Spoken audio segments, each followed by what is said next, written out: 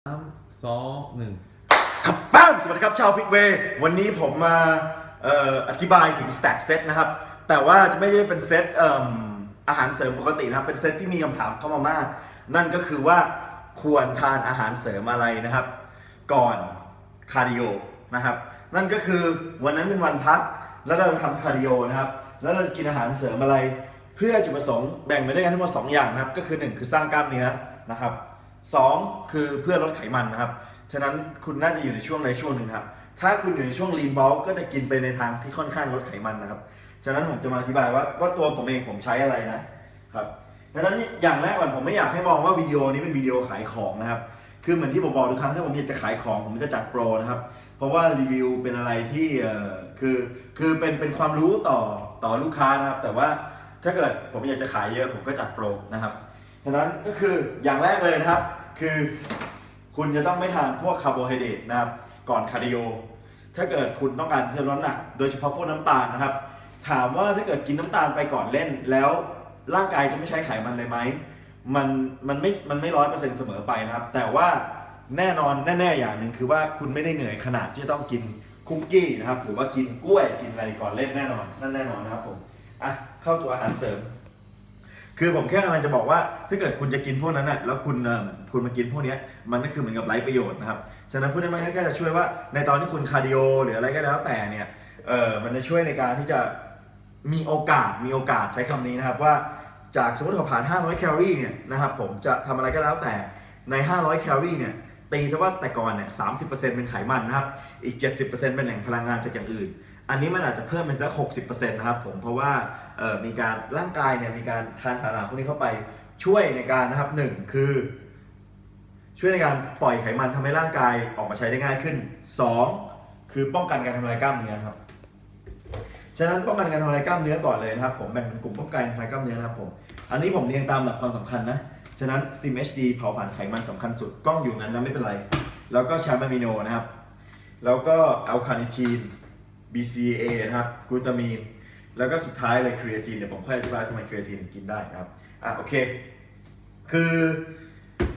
ถ้าเกิดเผาผลาญไขมันนะครับถ้าเผาผลาญอันที่2คือส่วนผสมที่เราเน้นคือป้องกันการทำลายกล้ามเนื้อนะครับฉะนั้นถ้าเกิดในเซตนี้จะแยกมันจะเป็นอย่างนี้ครับ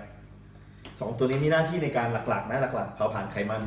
แล้วก็ที่เหลือพวกนี้นะครับมีหน้าที่ในการป้องกันการทำลายกล้ามเนื้อนะครับระหว่างที่เราคาร์ดิโอนะครับโอกาสที่จะทำลายกล้ามเนื้อมากหรือน้อยครับขึ้นอยู่กับหลายๆอย่างฮอร์โมนอายุปริมาณกล้ามเนื้อยิ่งปริมาณคุณมากโอกาสที่จะสูญเสียก็ยิ่งมากแล้วแน่นอนอยู่ในช่วงที่ว่ากำลังไดเอทหรือไม่ไดเอทถ้าเกิดอยู่ในช่วงที่กำลังไดเอทนะครับโอกาสการสูญเสียกล้ามเนื้อก็จะมากกว่าในช่วงที่ไม่ไดเอทเพราะว่าร่างกายพร้อมที่จะทำลายกล้ามเนื้อตลอดเวลานะครับโอเคครับคราวนี้ถ้าเกิด Steam HD ผมใช้เท่าไหร่เพราะว่าผมคาร์ดิโอค่อนข้างเย็นครับฉะนั้นผมจะไม่ชอบกินพวกคาเฟอีนเยอะตอนกลางคืนนะครับฉะนั้นเนี่ยปกติเป็น1 เม็ดอย่างเงี้ยนะครับผมใช้วิธีการแกะแคปซูลเอากล้องเข้ามาหน่อยนะครับก็ถอดปลอกแคปซูลออกนะครับมันก็เป็นผงข้างในผมก็จะเทไปสักตีว่าสักครึ่งเดียวนะครับที่เหลือผมไม่ได้เก็บไว้วันต่อไปนะผมก็ทิ้งแล้วก็ผมมาใช้แอลคามันจะดูน่ากลัวนะโดสของมันแต่ว่าผมก็จะใช้ฉลากไว้ใช้อยู่ที่สัก2 เม็ดต่อเวลานะครับ2 เม็ดต่อเวลาแต่ว่าเพราะว่าผมไม่ค่อยอยากกินตัวเปลือกผมก็จะใช้2 เม็ดเปิดนะครับตรงนี้เพิ่มได้นะถ้าเกิดน้ำหนักตัวเยอะก็สามารถเพิ่มเป็น3 เม็ดได้ผมใช้3 เม็ดดีกว่าโอเคนะครับอะซิทิลแอลคาก็จะเป็นแฟตเบิร์นตัวหนึ่งแต่ว่าจะไม่มีคาเฟอีนนะครับฉะนั้นตัวนี้ก็จะเหมาะแน่นอนกับตอนเย็นนะครับคราวนี้ตัวต่อมาคือตัวป้องกันการทำลายกล้ามเนื้อคือตัวแชมป์อะมิโนเนี่ยก็คือจะมีส่วนประกอบของ BCAA แล้วก็มีตัวที่ทำให้เรารู้สึกแบบว่าเหมือนกับทำให้กล้ามเนื้อมันชุ่มชื้นไม่ขาดน้ำครับเขาเรียกว่า hydration complex แล้วก็ช่วยในการมี fat loss นิดหน่อยมีกรดอะมิโนที่ช่วยทำให้เราไปได้นานขึ้นหน่อยหนึ่งนะครับถ้าเกิดเล่นกีฬาพวกแบบบอลบาสหรือกีฬา contact sport อะไรก็แล้วแต่นะครับ BCAA อันนี้นะครับผมอันนี้คือตัวเขาเองเนี่ยเขาไม่ได้ลดแฟตแบบตรงๆเลยแต่ว่าด้วยการที่เขาไม่ทำลายกล้ามเนื้อเนี่ยในหนึ่งนะครับถ้าเกิดคุณมีกล้ามเนื้อมากนะครับคุณก็จะสามารถเผาผลาญไขมันได้มากขึ้นนะครับดังนั้นก็ผมไม่ได้ใช้ช้อนเนี่ยผมจะใช้นิดเดียวเพราะว่าไอ้ตัวนี้มันจะใช้คือเราใช้มันช้อนชาประมาณ5 กรัมนะครับแล้วก็ตัวนี้นะครับกลูตามีนก็จะเป็นตัวป้องกันทำลายกล้ามเนื้อได้ดีกว่า BCAA ก็ใส่ลงไปนะโอเคผิดอันนี่นะโอเคคือมันไม่จำเป็นว่าคุณจะต้องกินหมดนี่นะนี่ผมพยายามเรียงลำดับความสำคัญให้แล้วก็อธิบายว่าแต่ละตัวทำอะไรฉะนั้นตัวนี้สังเคราะห์กล้ามเนื้อดีตัวนี้คือป้องกันการทำลายกล้ามเนื้อดีนะครับแล้วก็ตัวสุดท้ายนะครับก็คือครีเอทีนครับครีเอทีนเนี่ยคือหลายคนบอกว่าไดเอทกินแล้วบวมไม่จริงนะครับ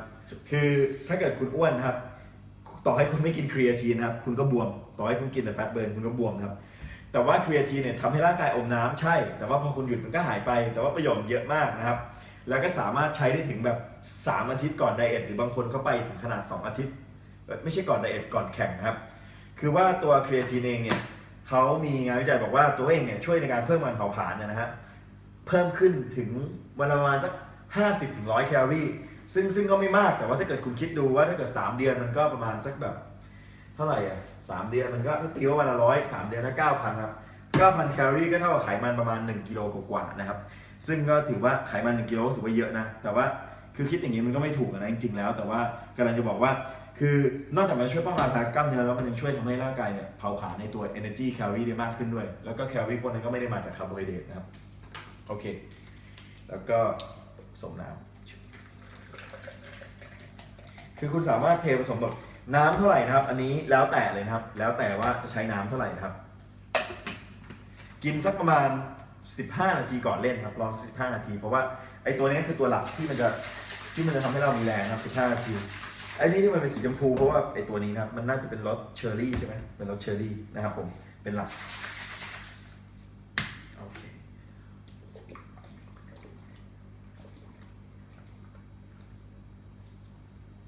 ถ้าจะคาร์ดิโอแค่15 นาทีอย่ากินนะครับคาร์ดิโออย่างน้อยสุดเนี่ยคุณต้องคาร์ดิโออย่างน้อยสุดเลยคือครึ่งชั่วโมงนะครับผมแต่ว่าถ้าเกิดจะกินประมาณนี้ผมแนะนำให้คาร์ดิโอ4-5 นาทีดีกว่านะครับผมแล้วก็สำหรับรีวิวตัวนี้นะครับผมก็ถ้าราคานะครับผมตีว่าถ้าคุณซื้อสัก2 ชิ้นนะมันก็จะตกอยู่สักประมาณ 2-3,000 บาทนะครับแล้วก็ใช้ได้ทั้งประมาณ1.5 ถึง 2 เดือนครับแล้วแต่ตัวแล้วแต่ปริมาณในการใช้ครับแต่ก็คร่าวๆนะครับที่ผมกินทุกตัวเพราะว่าผมมีอยู่แล้วผมก็เลยกินทุกตัวนะครับเพราะว่าผมชอบด้านนี้นะครับแล้วก็ตอนที่เริ่มแรกผมก็ไม่ได้กินทุกตัวผมก็ค่อยๆเพิ่มทีละตัวฉะนั้นลองค่อยๆเพิ่มทีละตัวดูนะครับแล้วก็ลองเลือกว่าอะไรเหมาะสมกับคุณนะครับผมฉะนั้นก็อย่าลืมครับยืนยันคำเดิมครับฟิตเวย์เพราะเราไม่ใช่แค่คนขายเวย์